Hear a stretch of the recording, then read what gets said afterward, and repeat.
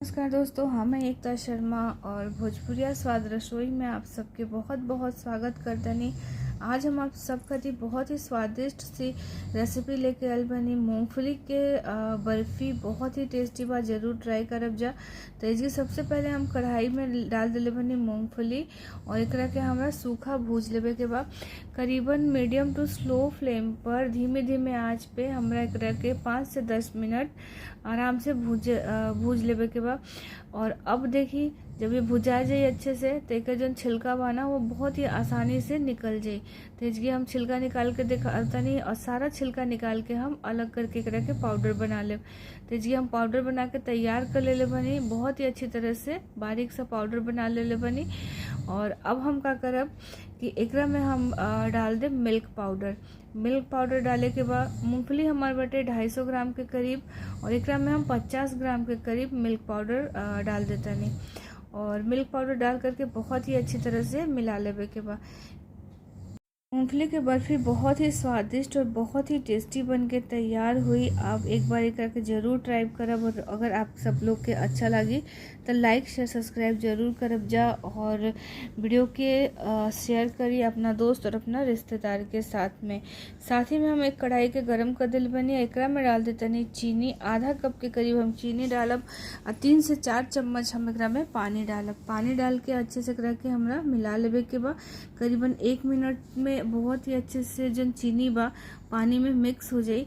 तब अभी हमें देखिए इसकी मिला के दिखाओ तो नहीं बहुत ही अच्छे से मिल जाई। और गैस के आप चालू करके स्लो फ्लेम पर छोड़ दी और एक अच्छे से मिक्स कर ली।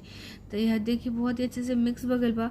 तो अब हम डाल दे एकरा में अपन मूंगफली के पाउडर जो हमने के बना के रख ले बनी जा और मूंगफली के पाउडर डाल करके अच्छी तरह से मिक्स करे के बाद करीबन 1 से 2 मिनट एकदम मीडियम फ्लेम पर धीमे आंच पे हमरा बनाओ के बाद ताकि ये कच्चा भी ना रहो और खाए में बहुत ही अच्छा से टेस्टी लगो और पक करके तैयार हो जाओ। तो साथ ही में हम डाल दे आधा छोटा चम्मच के करीब इलायची पाउडर। अगर आपके पसंद बा तो आप डालें, नहीं तो आप एकरा के हटा भी सकेनी। और बहुत ही अच्छे से मिक्स कर लेवे के बाद इलायची पाउडर डाल करके तो इसकी देखिए ऑलमोस्ट हमारे जो है मूंगफली के हमारे जो हम चाशनी में डाल के फ्राई करते नहीं वो ऑलमोस्ट तैयार हो गई बा। तो बस अच्छी तरह से आप एकरा के मिला ली। मिला करके एक पहचान बटे कि अगर ये पक जाए तो कढ़ाई से अपने आप बाहर निकले लगी। तो इसकी देखिए कढ़ाई के जो नीचे के परत बटे वो छोड़ा तटे बहुत ही अच्छी तरह से। तो अब हम गैस के बंद करब और 2 से 3 मिनट अच्छा से चलाओ एकरा के ठंडा कर लेब। और जब ये ठंडा हो जाए थोड़ा तब हम एकरा में 1 चम्मच के करीब घी डाल दें। तो इसकी हम 1 चम्मच के करीब घी डालते नहीं और घी डाल करके बहुत ही अच्छा से फिर हम एकरा के मिला लेवे के बाद। तो अब हम डाल देते नहीं घी और घी डाल करके अच्छी तरह से एक बार हम एकरा के मिला करके तैयार करते नहीं।